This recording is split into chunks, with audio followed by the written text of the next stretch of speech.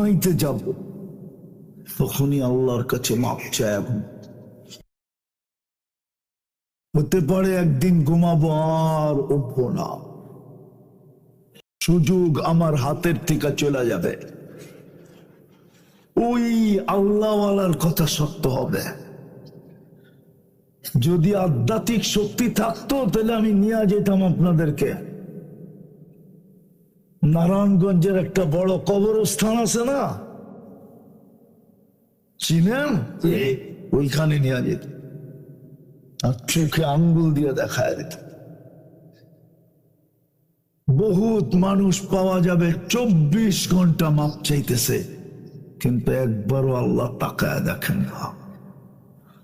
আল্লাহওয়ালা যুবককে এটাই বলতেছিল, যুবক আমি কবরস্থানে দাঁড়ায় কাঁদি কেন জানিস?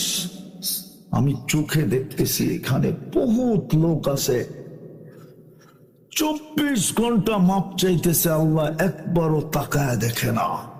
কিন্তু এই মানুষগুলোই যখন জমিনের উপরে ছিল 24 ঘন্টা আল্লাহ মাপ করার জন্য ডাকতো, কিন্তু বলতো ব্যস্ততার কারণে একবারও হাত উঠায় মাপ চাওয়ার সুযোগ হইতো না। এই জন্য পায়ে হাত দিয়া বলি, বিশেষ করে যুবকদেরকে, আমি চাই তোমাদের সাথে আমার আড্ডা হোক জান্নাতের সৈকতে। কসম ভিতর থেকে বলতেছি না, আমার এই ময়দানে নামার কথা ছিল, আমি নামছি যুবকদেরকে দিক। আল্লাহ আমাকে সাকসেস করছেন, এই জন্য রাস্তাঘাটে হাইওয়েতে যেখানেই যাই, হায় যুবকদের সাথে আমার বিরাট বড় একটা সম্পর্ক। ওরও ছুটে আসে, আমারও দাঁড়াইতে ভাল লাগে। কত ছেলেকেই তো দেখি ডেলি দাঁড়াইলেই চোখের পানি ছেড়া দেয়। ফোন তো আসেই আসে, সচক্ষে দেখি। আমার মন চায় তোমাদের সাথে আমার আড্ডা জান্নাতের সমুদ্রের সৈকতে হোক, ওইখানে রাখা আছে সব। তো যেটা বুঝাইতেছিলাম, যখনই ঘুমাবো তখনই কি করব? আল্লাহর কাছে মাপ চায়া ঘুমাবো। পারবেন? মনে থাকবে তো না ভুলে যাবা?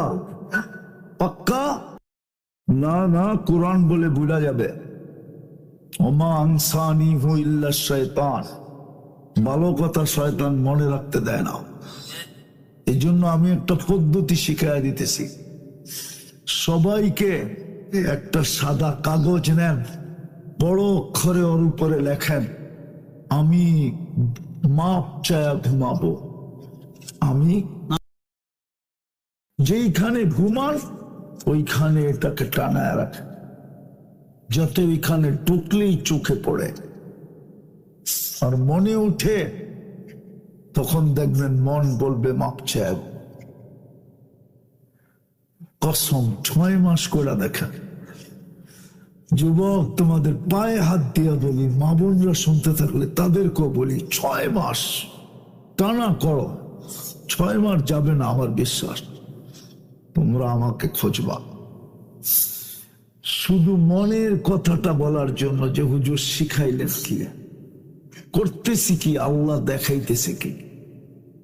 আল্লাহ তোমাকে দেখাবে, কসম।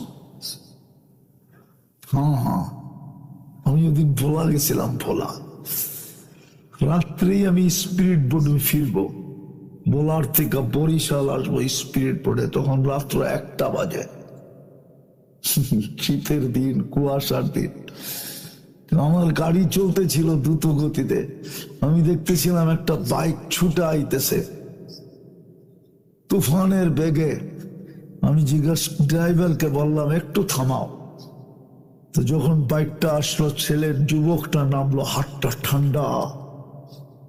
আমি গ্লাস খোলা দিলাম, বলবেন আপনার কি ভয় টয় নাই?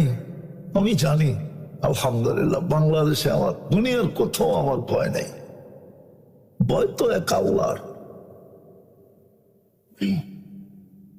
আলহামদুলিল্লাহ সুম্মা আলহামদুলিল্লাহ। যুবক কথা বলবে তো দূরের কথা, চোখ দিয়ে পানি ছেড়া দিছে।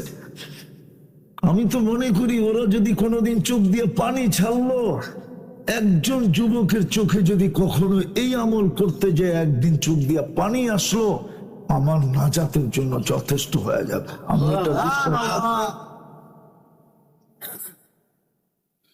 যুবক বলল, হুজুর আমি 20 কিলোমিটার পর্যন্ত দৌড়াইতেছি আপনার পিছে, শুধু মনের একটা কথা বলার জন্য। এই জন্যই যুবক তোর পায়ে ধরতেছি। আমি পারবা এরকম লেখা টানায় দিতে? তওবা করে পারবা ঘুমাইতে? আপনারা পারবেন? সর্বশেষ যেটা বলতে চেয়েছি, আজকের থেকে নামাজ ছাড়ো।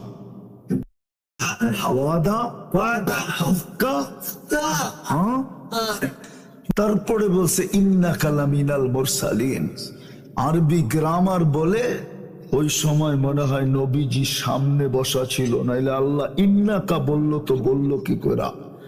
আরবি ভাষায় যদি বসা না থাকতেন তাহলে ইন্না হু বলতে হতো, কিন্তু আল্লাহ কি বলছে? আরে নাহমিন পড়ছে এরকম কোন মাদ্রাসার ছেলে এখানে নাই? হ্যাঁ, খেতাবিয়া কাকে বলা হয়? যে সামনে উপস্থিত, ঠিক না? আল্লাহ রসুল মনে হয় সামনে ছিলেন। কিন্তু কেউ যদি প্রশ্ন করে কোন রূপে ছিলেন, আমি বলবো জানি না।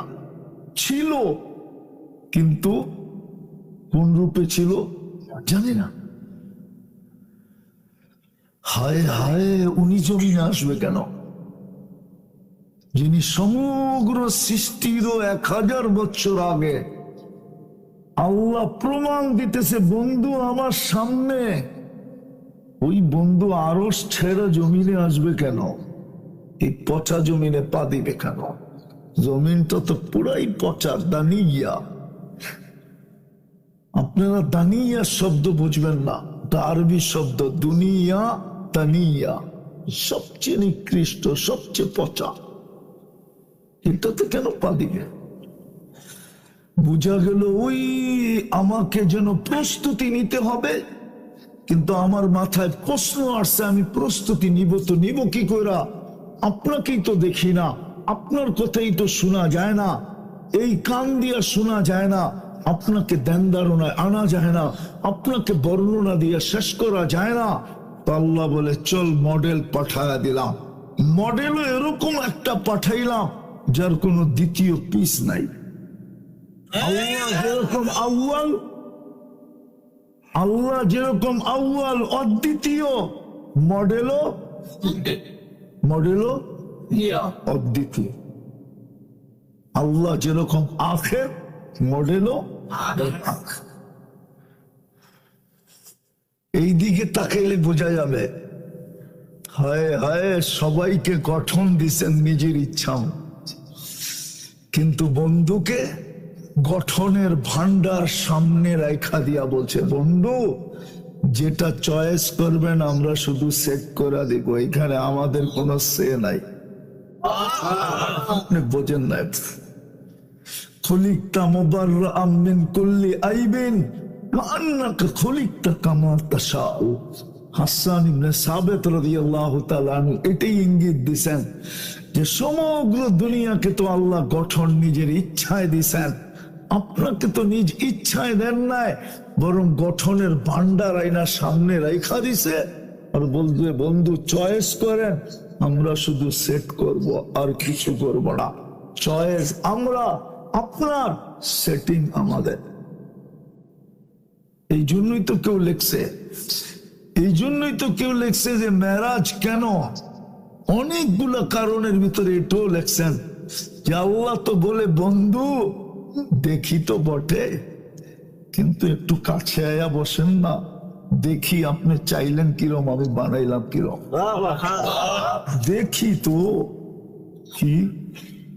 কি মক্কার গলিতে হাঁটতে তো দেখি, মদিনার গলিতে ঘুরতে তো দেখি, মক্কার গলিতে হাঁটতে তো দেখি, বাইতুল্লায় বসতে তো দেখি, একটু উঠা আসেন। কোথায়? কয়েকবারে আরশে।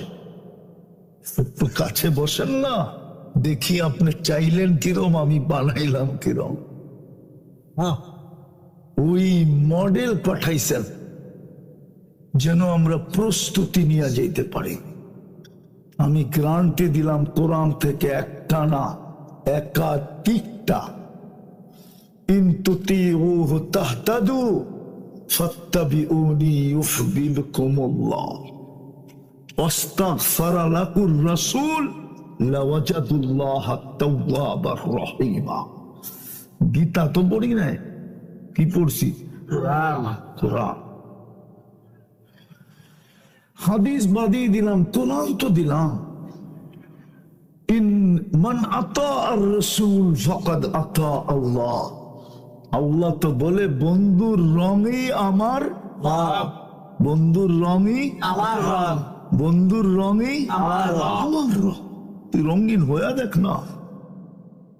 হায় হায়, এই জন্যই তো আবু বকর সিদ্দিক, এই জন্যই তো ওমর ফারুক, এই জন্যই তো আলী মুর্তাদা, এই জন্যই তো ওসমান গনি, এই জন্যই তো খালেদ সাইফুল্লাহ।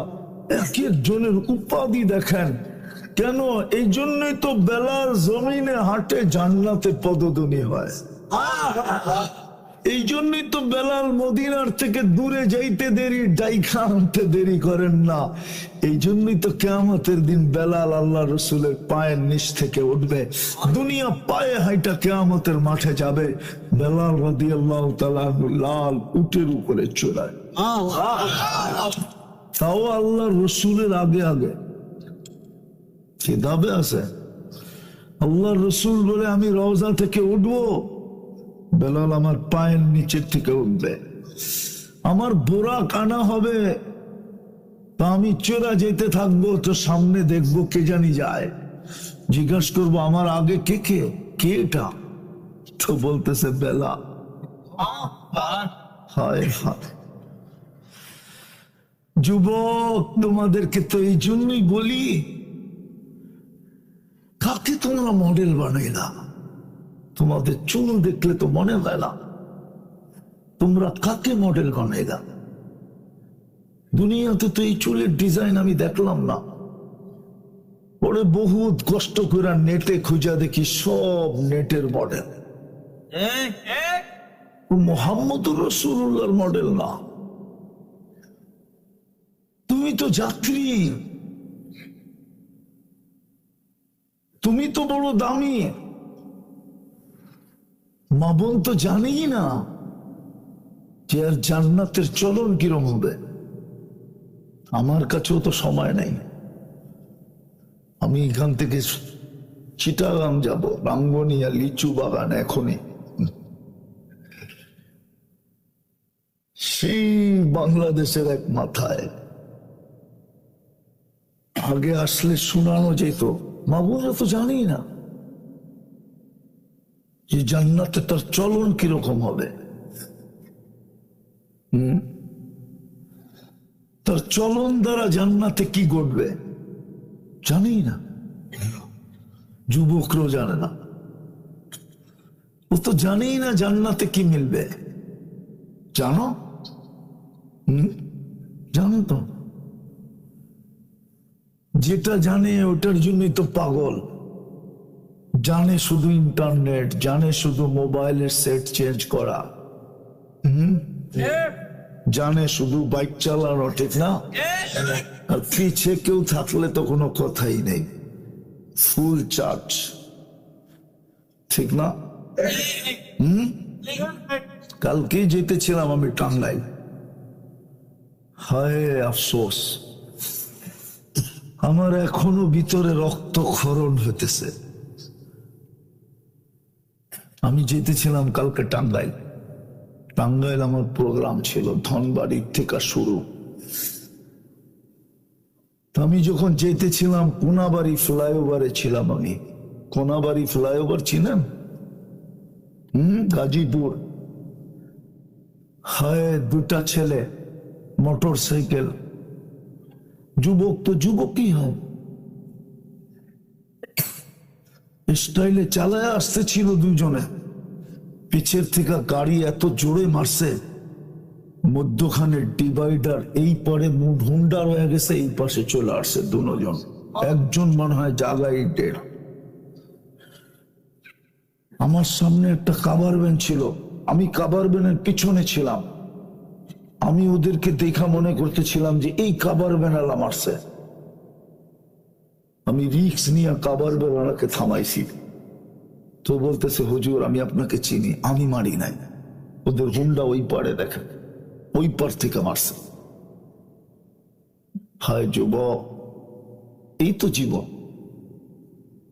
প্রস্তুতি কতটুকু? প্রস্তুতি তো কঠিন ছিল না, এটাও দেখায় শেষ করতেছি, কঠিন তো ছিল না।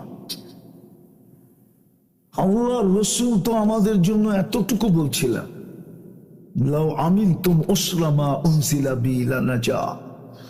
এই সময়ের প্রেক্ষাপটে যদি 10% মানি তো 100% নাম্বার দিবেন। 10 ইন্টু 10 কত হয়? হুজুরে ইন্টু বোঝে না। 10 ইন্টু কত? 100 নম্বরে পাস। আমি তো বলি এই উম্মত যদি একটা কাজ করত, আল্লাহ তো বুঝাইতে চাইতেছেন, ইয়াবসুতু ইয়াদাহু লাইলান হাত্তা ইয়াতুবা মাসিআন নাহার। আল্লাহ বলে তুই সারাদিন গুনাহ করছিস, তাতে কিছু আসে যায় না। সূর্য ডুবতে দেরি, যদি হাতটা উঠায় মাপ চাইতে দেরি না করতি, নাইলে তো এই কথা বলতেন না, ইয়াবসুতু ইয়াদাহু লাইলান হাত্তা ইয়াতুবা মাসিআন নাহার। হাদিসের অর্থ এটাই বোঝায় যে তুই সারাদিন গুনাহ করছিস। যদিও সূর্যের আলোতে অপরাধ বড় লজ্জাজনক অপরাধ, আল্লাহ বলে তাতেও কিছু আসে যায় না। সূর্যটা ডুবতে দেরি, তুই যদি মাপ চাইতে দেরি না কর। আবার দিনের বেলা বলে ইয়াবসুতু ইয়াদাহু নাহারান হাত্তা ইয়াতুবা মাসিআল লাইল। আল্লাহ বলে সারাদিন গুনাহ করছিস, রাত্রে যদি চুপে চুপে হাতটা উঠায় দিতি সূর্য ডুবতে দেরি, আমার কোনো বিষয় ছিল না, তুই কত গুনাহ করলি। কিন্তু বলেন আজকে এই সূর্য ডুবার পরে এই মজমায় কে আছে যে এক কোনায় যে বলছে আল্লাহ মাফ করে দে? বলেন, আল্লাহ মাফ চাই, আল্লাহ সরি, কে বলছে? আল্লাহ তো বলে ইয়াবসুতু ইয়াদাহু নাহারা, রাতের অন্ধকারকে সুবর্ণ সুযোগ মনে করে তুই সারা রাত্র গুনাহ করছিস। এই যুবকরা নেটের ভিতরে সারা রাত্র ইন্টারনেটে থাকে, সারা রাত্র এয়ারফোন লাগায় শুনতে থাকে। সকালে উঠা মা জিজ্ঞাসা করে তোর কানে কি? ও শুনতে শুনতে ঘুমায় গেছে। অনেক যুবক বলে মিউজিক না শুনলে ঘুম আসে না। এইখানে আছে, আপনি নাউজুবিল্লাহ পড়েন, আমি নাউজুবিল্লাহ পড়তেছি না। আমি বলতেছি যুবক, সারা রাত্র তুই গুনাহ করলি, তোর মালিক তো বলে কোনো বিষয় ছিল না। সূর্যটা উঠতে দেরি, তুই যদি হাত উঠাইতে দেরি না করতি, তুই তো হাত দেরিতে উঠাই অপরাধ করছিস। সূর্য উঠতে দেরি, তুই যদি সাথে সাথে হাত উঠাইতি আর বলতি মালিক মাপ চাই, আল্লাহ বলে কোনো বিষয় তো ছিল না, মাফ করা দিতাম। প্রস্তুতি তো সহজ ছিল। মুহাম্মদুর রাসূলুল্লাহ সহজ করছেন দেখেই তো হারিসুম বিল মুমিনিনা রাউফুর রহিম। ওলামাদেরকে জিজ্ঞাসা করে, নাইলে কোরআনে এই শব্দ আসতো না, হারিসুম বিল মুমিনিনা রাউফুর রহিম। বন্ধু তো সারাদিন উম্মতের চিন্তাই চিন্তিত। হারিস শব্দ আপনি জানেন না আরবিতে কাকে বলে? আল্লাহ তো বলতে চাইতেছে বন্ধু, লুবি হওয়ারও একটা মাত্রা আছে। আপনার ভিতরে তো উম্মতের জান্নাতের লোভের কোন মাত্রা অতীত হয়ে গেছে, সীমানাই নাই। আপনি তো সীমানা অতীত লোভী, উম্মত জান্নাত পাক। আসেন, প্রস্তুতি আল্লাহ দেখবে। প্রস্তুতি কতটুকু? প্রস্তুতির উপরই আপনার আমার মূল্যায়ন। প্রস্তুতির উপরই জান্নাত মিলবে, নাইলে কোরআনের ওই চিৎকার আমি শুনে শেষ করতেছি। কোরআন আজকে আমাদের সামনে চিৎকার দিতেছে, আরাযীতুম বিল হায়াতিদ দুনিয়া। ও মানুষ, নারায়ণগঞ্জের তুই এই মাটি নিয়ে খুশি হলি কি করে? তোর জন্য তো জান্নাত রেডি। আল্লাহ তো বলে, উম্মতে মুহাম্মাদি তোরে বানাইছিলাম কুদরতি হাত দিয়া, তোর জান্নাতটাও তো বানাইছি কুদরতি হাত দিয়া। তোকে কোন সৃষ্টির ছোঁয়া লাগতে দেই নাই। তোর জান্নাতের কোন নেয়ামতে আমি কোন সৃষ্টির ছোঁয়া লাগতে দেব না। কাপড় শিলাবে দর্জি না, আল্লাহ কুদরত দিয়ে শিলাবে।